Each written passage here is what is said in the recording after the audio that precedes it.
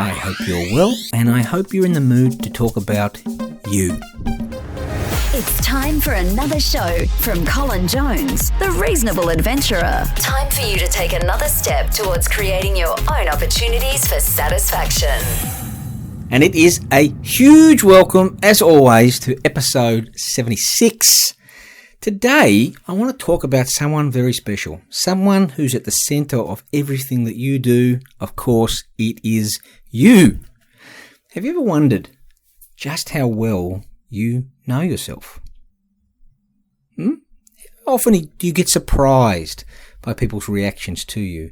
How often do you surprise yourself by your reactions to other people in all different types of circumstances? I've just come to the end of another semester.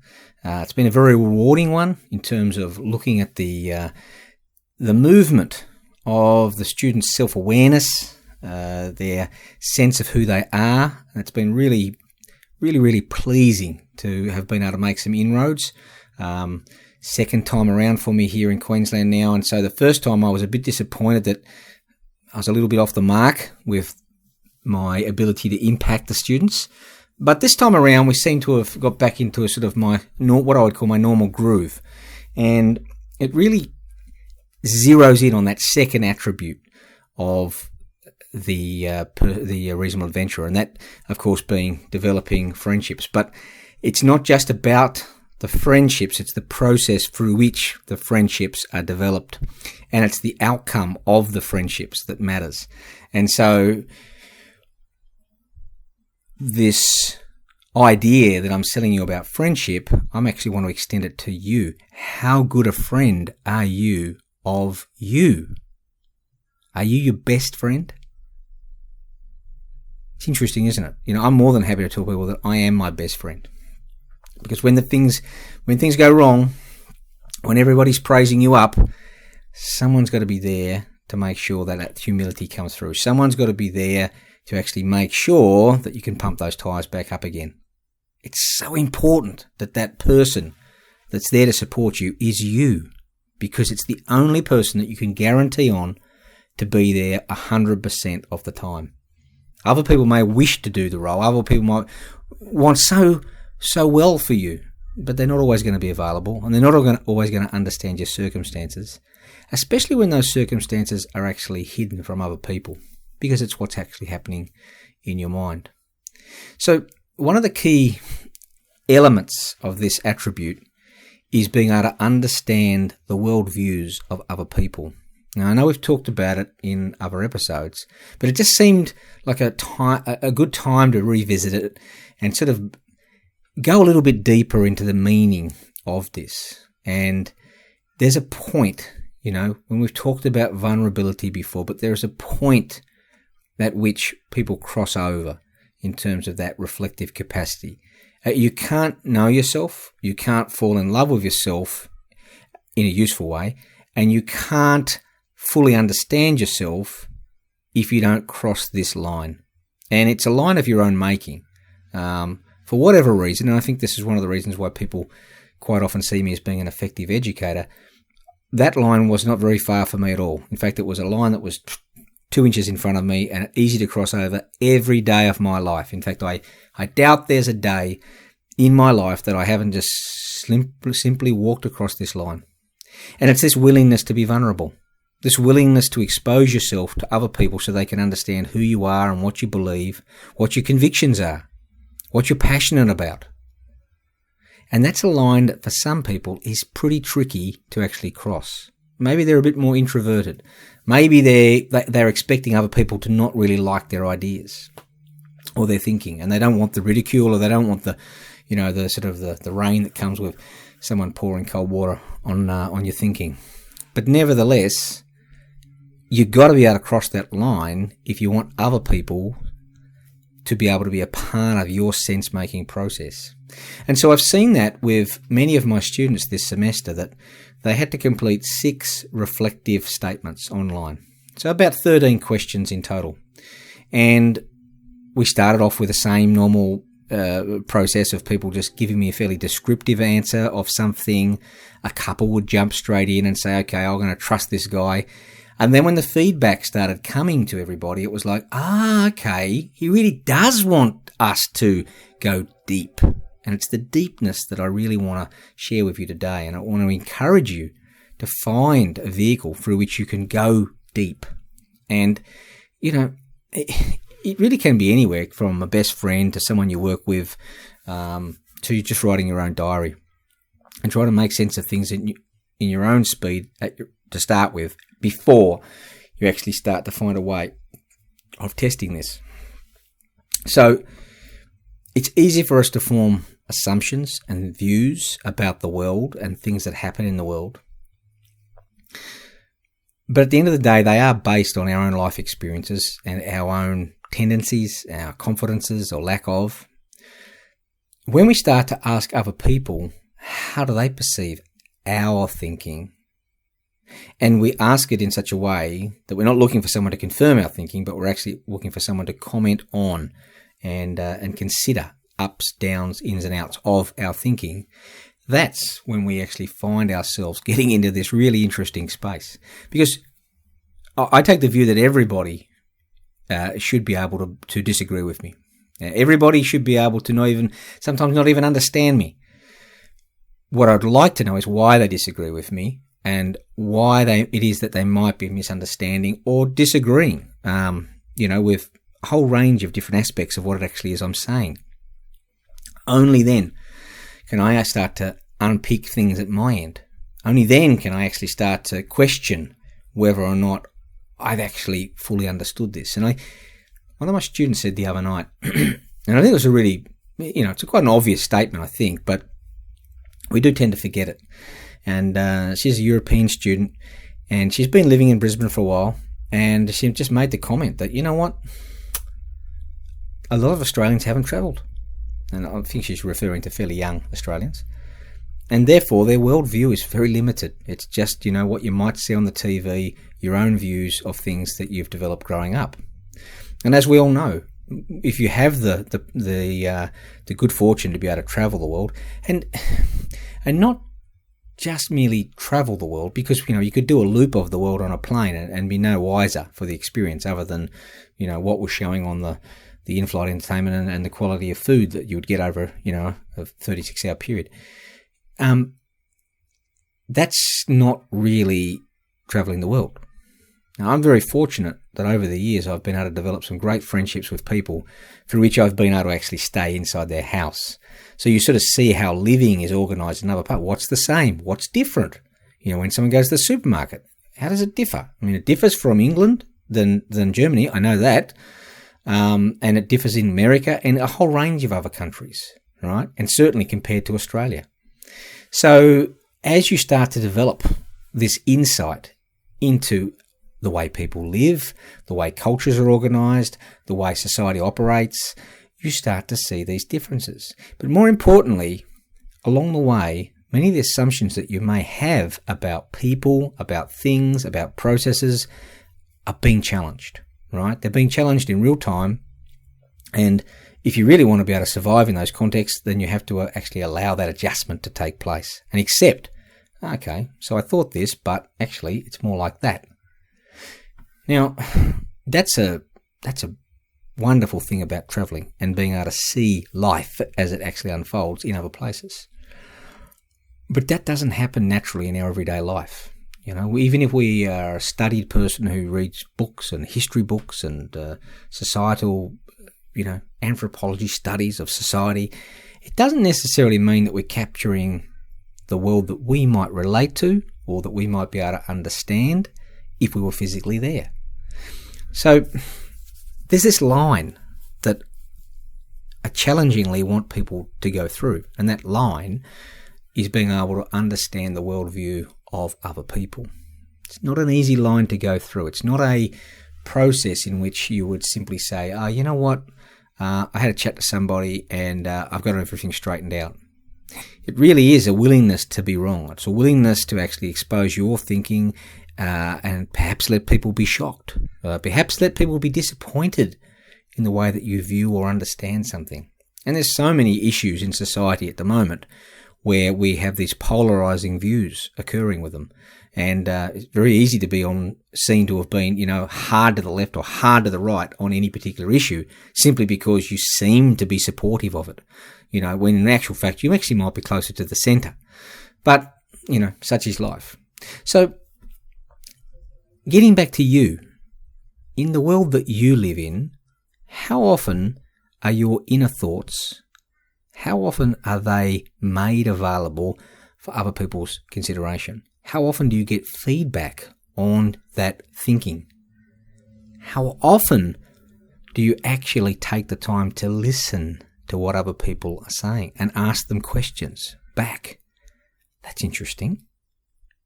Why do you believe that? Why do you see it that way?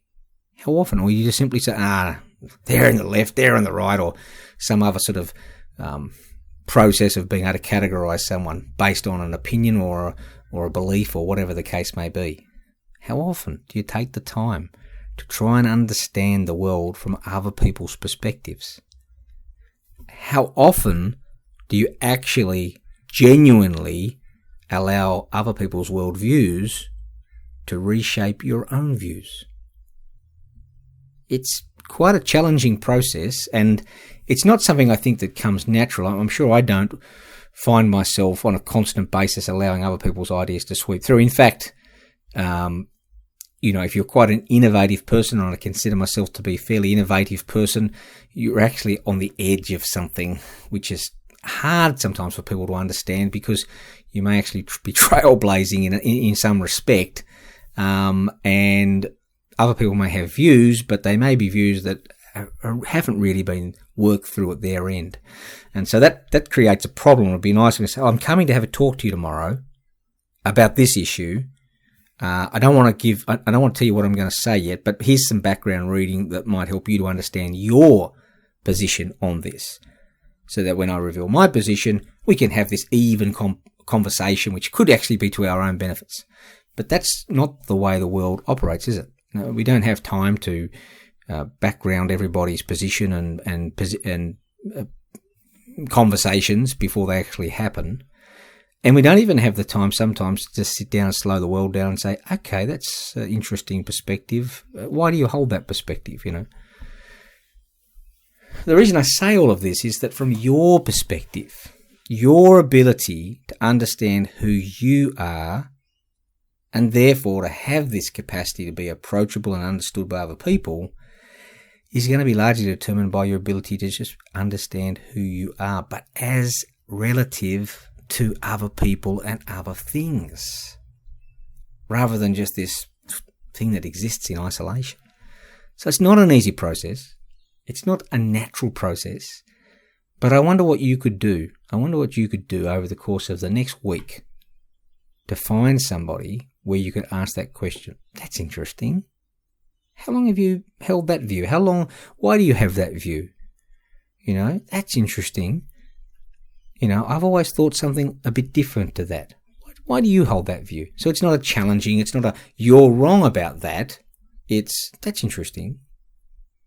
Because, if you find that increasingly other people all hold a different view to you, what might that be telling you?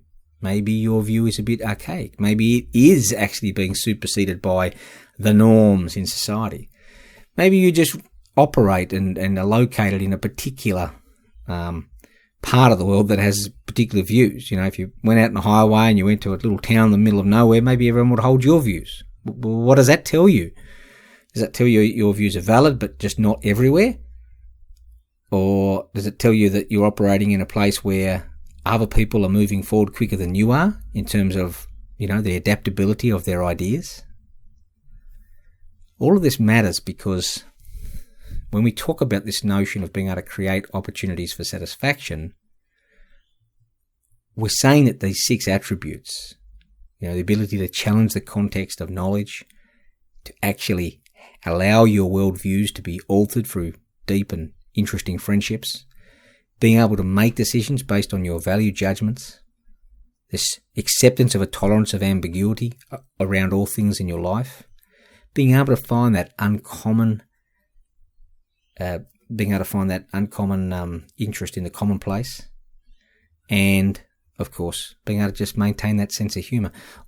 All of these things really need to be taken together. It's not I'm really good at one but not good at the others, but I think I'll still be able to create these opportunities for satisfaction. It's sort of not how it works, because they all interact with each other to actually increase the potential benefit that you gain from them. And this willingness to stop and smell the roses and actually understand other people's worldviews and to allow them to be swept into your own and swirled around and see if you're willing to actually change your position on something. Yeah? It's a very, very important characteristic, because it means that you're open. You're vulnerable to all things in the world. And that's a pretty cool thing. I know from my own personal experience that my willingness to be vulnerable is not normal. I know people look at me sometimes and they think he's reckless, he hasn't thought this through, and there could be some truth to that. Because I've already made a commitment to be vulnerable, right? So sometimes I'm sure that precludes me in some sense of actually working through the actual potential risks that might be involved. But they're not risks that I overly worry about. You know, someone's going to know something about me personally. And my willingness to do it is to try and drag people towards me into this sort of reflective space. So, there's a challenge for you. You don't have to become the most vulnerable person in the room. I think you either have that tendency or you don't, right? So, you don't have to force yourself to become anything. But in terms of the tendencies that you do have, it is worth asking the question, are they restricting your ability to be vulnerable? And therefore, to actually genuinely get inside the worldviews of other people and to take the time to understand them and to actually give your own views of the world a chance to be altered, modified, shaped by the nature of that interaction. The extent that you can do that, the extent to which you're actually starting to understand that you're entitled to your views, but they don't have to be the best views in the room. And the world that you have around you, as we've talked about in many of the episodes before, is a tricky thing to understand. Nature loves to hide. And our challenge is always being able to understand those hidden elements of our environment. Because to the extent that we don't understand those elements, we're always at a disadvantage when things are changing. And let's face it, we're living in a world now where everything is just constantly changing. And I've noticed since I've been here living in Brisbane, I maybe watch the news once a week. I don't read the newspaper. I don't look at the local news unless it makes the national news on the one website I look at for news. And so I already know that I'm very, very naive when it comes to what's actually happening here. Like, I have zero interest in the politics here because I actually can't. I have an interest in politics in Tasmania or Australia because I already know who the politicians are. And they're all mostly a waste of time in terms of actually getting the job done. And so you arrive in a new place like Queensland and you look at it and you think, okay, do I want to invest the time and effort to get to know all of these people? And I know I should because it actually supports everything I've been talking about in this show, but I do find myself thinking, nah, I can't be bothered. I really can't be bothered. So I already know that I shouldn't be commenting on anything to do with local politics in Queensland because I don't know what's going on. So I don't have to have an opinion. However, that said, there's nothing to stop me from asking people why they have the opinions that they have. And so being naive or not up to speed on a topic doesn't preclude you from being engaged in a conversation. It just changes the nature of the questions and responses that we may have to use. So there's my challenge to you. Let's see, across the course of this next week, if you can't stop for a minute to ask people why. Why? That's interesting. Why do you hold that view? That's interesting. How long have you had that way of thinking about things? That's interesting. Do you find that most of your friends share that way of thinking? Whatever the case may be, allowing people to further explain the nature of their thinking and then allowing you not to be critical of it, but to go away and reflect on where you're actually meeting in agreement, where you're actually where there might be some disagreement, and what does that matter? And is there something at your end that might need to be adjusted? Anyway, until we meet again, all the best with your reflecting.